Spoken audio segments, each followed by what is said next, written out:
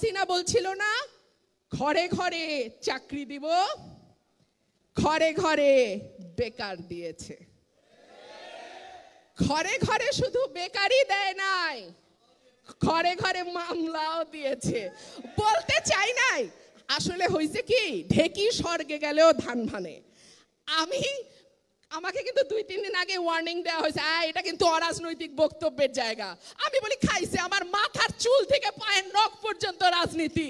আমি রাজনীতির বাইরে কথা বলবো কেমনে? রাজনীতির বাইরে কথা বলতে পারি না বলে তো প্রেমও করতে পারি নাই।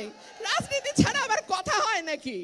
যাই হোক, তো কি বলতেছিলাম, ঘরে ঘরে দিছে মামলা। বিরোধী দল একটা সময় মানুষ ভাবতো বিএনপি করে, আচ্ছা ঠিক আছে ওদের সাথে না মিশলেই হবে। আমি দাওয়াত দিলে আত্মীয়রা আসে না, প্রমোশন আটকায় যাবে, ব্যবসা বন্ধ হয়ে যাবে, আরো কি কি কি কি জানি সমস্যা হবে, আসে না। আমি বলে আচ্ছা থাক, আমার টাকা বাঁচলো, খাওয়াইতে লাগলো না, ভালো কথা, সম্পর্ক রাখে না। একটা সময় ভাবতো বিএনপি করলে মামলা হবে, বিএনপি করলে কারাগারে যেতে হবে, বিএনপি করলে চাকরি হবে না, বিয়া করবে না মানুষ, বিএনপি করলে সম্পর্ক হবে না, বিএনপি করলে অনেক সমস্যা। এর বাইরে তো গুম, তুলে নিয়ে গিয়ে হত্যা, বিভৎসভাবে মারধর, নখ তুলে ফেলা, কি নাই বলেন তো? এমন কোনো অত্যাচার নাই যেটা বিরোধী দল করলে করা হয় না। কিন্তু ওই যে বলে না, বারে বারে ঘুঘু তুমি খেয়ে যাও ধান, এইবারে ঘুঘু তোমার বধিব পরাণ। যারা রাজনীতি করেন না তারা মাইন্ড করেন না ভাই, দুইটা সত্য কথা বলি।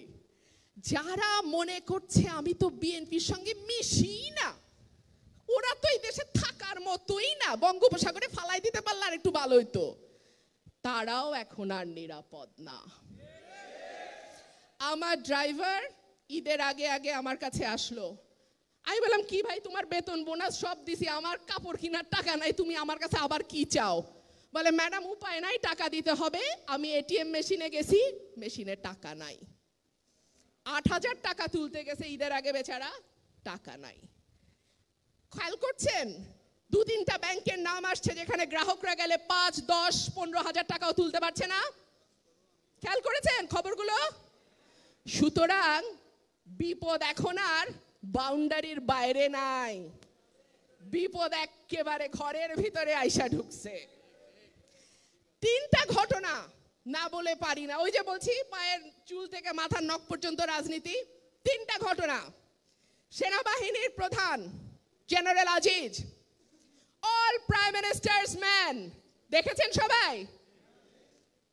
সেই সময় কিছু আত্মীয় বন্ধু ফ্রেন্ড, ফেসবুক ফ্রেন্ড আমার দেখি প্রোফাইল পিকচার চেঞ্জ করছে, I am prime ministers man. মনে আছে? আরে সারা বাংলাদেশ আজিজের সঙ্গে এক হয়ে শেখ হাসিনার লোক হয়েছিল ওই সময়, মনে নাই? এইবার যখন ধরাটা পড়লো, আমি আবার ফেসবুকে ঢুকলাম, খুঁজা বাইর করি I am prime ministers man কারা, একটাও নাই। শুধু তো তাই না, আওয়ামী লীগ সুদ্ধা কইতেছে, ও কি করছে আমি কি জানি, ওর বিপদ ওরটা আমি নিতে পারবো না ভাই, যার যার দুর্নীতি তার তার।